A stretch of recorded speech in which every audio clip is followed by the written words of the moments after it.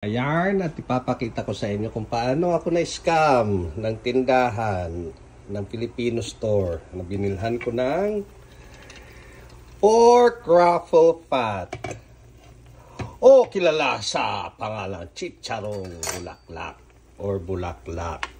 Ayan, na-scam. Asa na yung bulaklak dyan? Yung ruffle fat na lang to. O, sanang magiging crunchy niyan. O, tinanggal. Ayan, tinanggal nila. Siguro nangingitim na yon, duda ko lang. Tapos, tinanggal nila at masisira na. O, asan ang crunchy dyan? Ay, nako! Na-scam! Ay!